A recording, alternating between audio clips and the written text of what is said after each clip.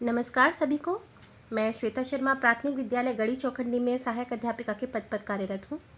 दोस्तों, जब मिशन प्रेरणा की शुरुआत हुई तो हम लोगों को एक बेसिक उद्देश्य दे दिया कि हमें शिक्षण इस प्रकार से करना है कि हमारा शिक्षण गुणवत्तापूर्ण हो सके। बच्चों को क्वालिटेटिव एजुकेशन के ऊपर ज़्यादा एम्फसाइज किया गया। इसी की श्रेणी में हमें आगे के लिए अपने शिक्षण को और अच्छा बनाने के लिए विभिन्न प्रकार की गतिविधियां सिखाने के लिए 3 मॉड्यूल्स भी दिए गए, जिसके अंतर्गत कार्यपत्रक के द्वारा बच्चों को हम कैसे पढ़ाएं और कैसे और अच्छे अपने एजुकेशन को और अपनी टीचिंग को और अच्छा कर सकें ताकि बच्चे और अच्छे से सीख सकें। उसके लिए वर्कशीट्स को बहुत इम्पोर्टेंस दी गई। इसी के आधार पर मैंने 2020 से जैसे ही ई पाठशाला की शुरुआत हुई और लेसन प्लान बनाने स्टार्ट किए, उसी के साथ साथ मैंने वर्कशीट्स बनाना स्टार्ट कर दिया था।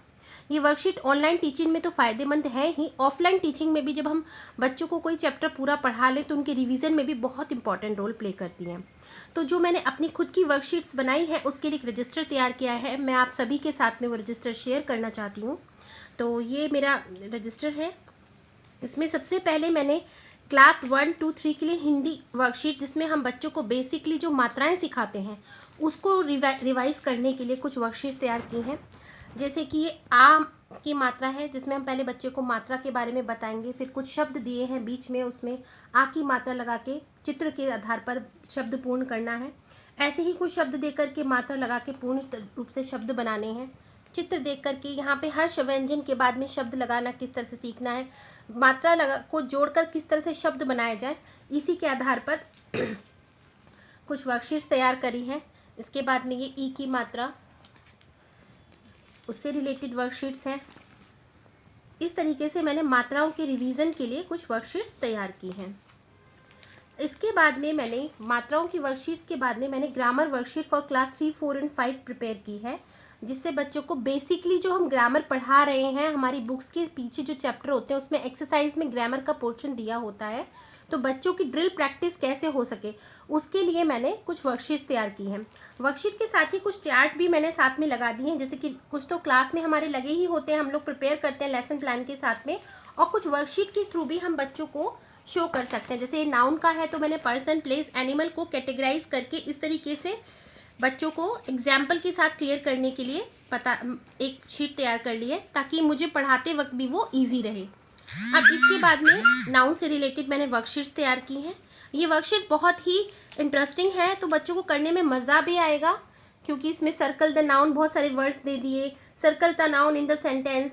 उसके बाद में categorize the noun in the following category, person अलग लिखेंगे, प्लेस अलग लिखेंगे, इस तरीके से।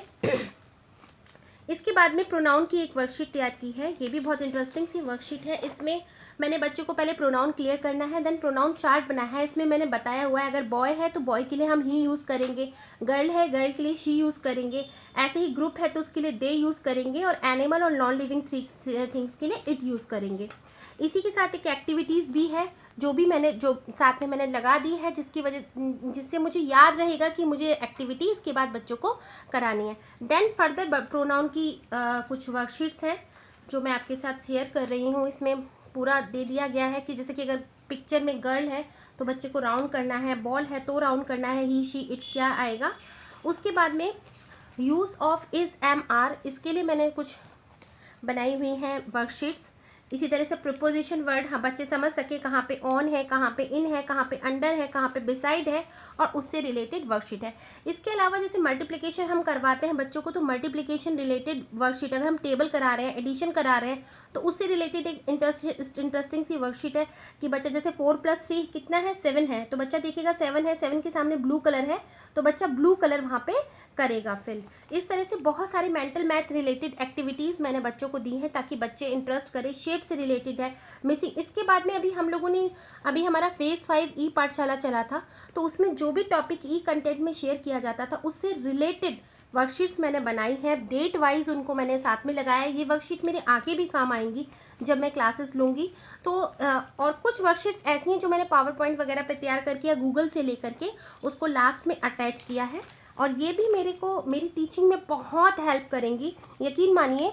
वर्कशीट से हम रिवीजन भी इजीली करा सकते हैं और बच्चों को प्रैक्टिस बहुत इजीली करा सकते हैं। तो this is my own collection of worksheets. उम्मीद करती हूँ आपको ये पसंद आए होंगे। धन्यवाद।